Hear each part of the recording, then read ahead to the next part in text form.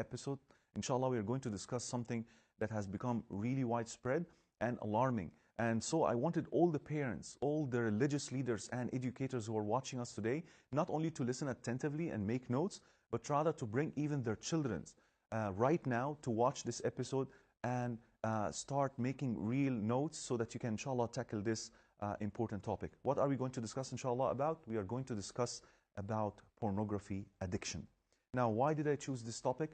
My brothers and sisters in Islam, according to experts, pornography has become one of the most dangerous drugs of our time. Yes, you have heard it right. It is like drug. It is even more dangerous than cocaine and heroin, because a cocaine addict or a heroin addict or any of those addicts who are using hard drugs, you can quickly detect them. You can quickly recognize and identify them because of their physical weakness. Maybe they can commit crimes, they can steal, they can even kill in order for them to have these kind of drugs. But a pornography addict might be a religious leader himself.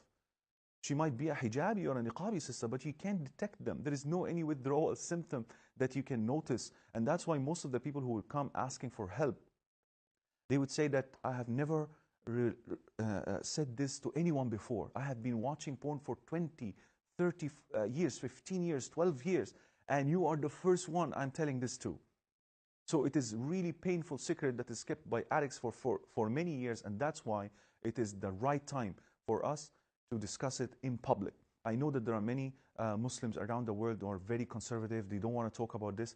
But if we don't talk about it, my brothers and sisters, how could we find a solution to it? So I believe that it is the right time for all the parents, all the educators and religious leaders to start studying the science behind pornography addiction and how can we offer the necessary help for our brothers and sisters who are addicted to it. And yes, there are Muslims who are addicted to pornography, and we have to be very honest about it, and we have to be compassionate and loving and kind to them so that they can, inshallah, break free from the addiction cycle of pornography. Now, why pornography really is an addictive thing? Number one, my brothers and sisters in Islam, it's accessibility. It is so easy to access pornography nowadays. 20 years back or 25 years back, for anyone to watch porn, he would really go through a lot of hassle in order to obtain a VHS tape or a magazine. And in order to watch that tape or to go through this magazine, you have to hide, you have to go somewhere, he have to wait for his parents to sleep or something like that in order to watch. And that's why it was less addictive. But nowadays, just on your cell phone, my brothers and sisters, you can have access to these filthy images. So number one, it's accessibility. Number one, affordability.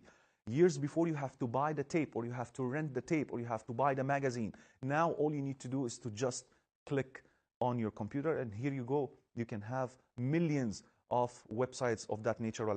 So it's accessibility, it's affordability, it's the aggressive nature of porn.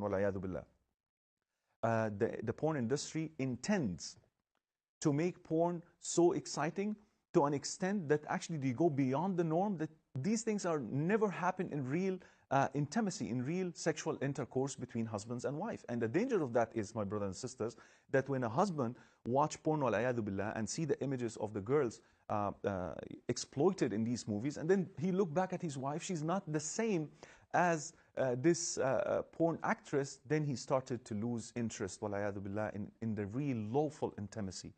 That's how porn becomes addictive. And the last point is, it is anonymous. Like, nobody can notice, as we said, that you are watching porn on your cell phone or on your laptop, and that creates the addiction cycle. How it works? Now, the science would tell us that there is a lot of chemical reactions. I don't want to go technical for now for this brief episode, because basically this is part of a whole day workshop which I intend, inshallah, to conduct in different parts of the world, inshallah, to help those who are trapped in the cycle of pornography addiction, inshallah. So briefly, there are chemical reactions that normally pops in the brain whenever you like something. And one of these chemical reactions is dopamine, one of them. And it happens that dopamine is actually responsible for our happiness and responsible for our addiction. So for example, if you tasted sugar and you like the sugar so much, it would register immediately in your brain that so-and-so likes sugar. And so the dopamine's job is to remind you it's time for sugar now. It's time to eat sugar. And this exactly happens when you watch porn. Once you watch porn, the trigger would